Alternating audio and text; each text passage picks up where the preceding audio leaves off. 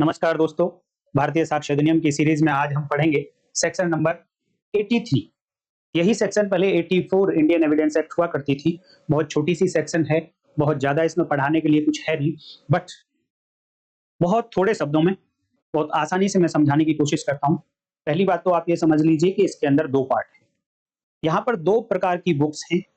एक टाइप की बुक कहती है कि वो बुक किसी भी कंट्री की गवर्नमेंट की अथॉरिटी से या तो प्रिंट की गई हो या पब्लिश की गई। दोनों में थोड़ा डिफरेंस है, पिछली वीडियो में आप लोगों ने देख लिया। तो ऐसी बुक्स के अंदर अगर कोई लॉ लिखा गया है, ये कंडीशन है साथ में, वो बुक उस कंट्री की अथॉरिटी द्वारा पब्लिश हो या प्रिंटेड हो, प्लस उस बुक के अंदर कोई लॉ लिखा गया हो उस कंट्री का, देन कोर्ट शैल प्रिज्यूम।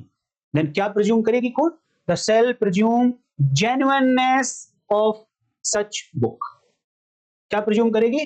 कि ऐसी बुक जेन्युइन है। जेन्युइननेस का मतलब कि हाँ, उस कंट्री की अथॉरिटी से ये पब्लिश किया गया है।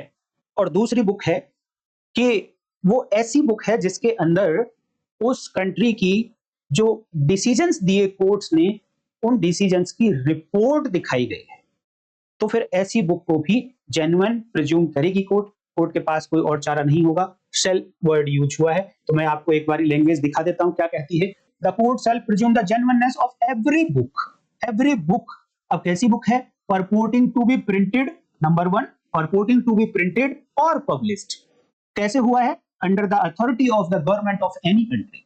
किसी भी देश की सरकार की अथॉरिटी, सरकार के प्राधिकरण से किसी बुक का या तो मुद्रण हुआ था, प्रिंटेड हुई थी या पब्लिश की गई थी, लेकिन उसमें है क्या? एंड। एंड का मतलब प्लस। ये कंडीशन होने के साथ साथ ये कंडीशन भी होना जरूरी है कि उस बुक के अंदर to contain any of the laws of that country. अर्थात यहां जो सेक्शन 83 में बुक है, वो केवल और केवल उस बुक के अंदर लॉ होने चाहिए उस कंट्री के। उन्हीं बुक्स के बारे में प्रिजम्पशन है कि वो बुक जेन्युइन होगी। अब लॉ के अलावा लॉ से ही रिलेटेड कुछ दूसरी बुक भी है। ये तो हुआ एक पार्ट, और दूसरा पार्ट कहता है the court shall presume genuineness of every book. Again every book, जैसे यहां पर था every book, purporting to, again purporting to, यहां से कंटेंट चेंज होगा, content reports of decisions of the courts of such country. यहां पर उस कंट्री का लॉ था पहली बुक में जो प्रिंट और पब्लिकेशन की बात आ रही, लेकिन सेकंड पार्ट में प्रिंट और पब्लिकेशन की बात नहीं। केवल इतना है कि वो ऐसा दिखाया जा रहा है, ऐसा क्लेम किया जा रहा है कि उस कंट्री की कोर्ट्स के द्वारा जो डिसीजन दिए गए, उनकी रिपोर्ट्स हैं इस बुक में, तो कोर्ट मान लेगी कि हाँ, ये बुक जेन्युइन है और इसके अंदर उस कंट्री की जो कोर्ट्स हैं, उन्होंने जो डिसीजन दिए, उनकी रिपोर्ट्स यहां पर हैं। लेकिन एक बात तो आप बेसिक माइंड में बैठा लीजिए कि प्रिज्यूम तब करेगी कोर्ट जब कोई स्टेटमेंट, कोई फैक्ट इस बुक के अंदर रेलेवेंट हो।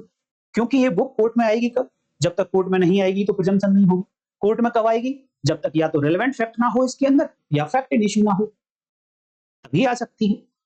या फिर एक और तरीका है, अगर कोई बता सकता है तो बताइए जरा कमेंट करके कि और कौन सा तीसरा तरीका है कि रेलेवेंट भी नहीं है, फैक्ट इन इश्यू भी नहीं है, तब भी ये बुक कोर्ट के सामने कैसे आ सकती है।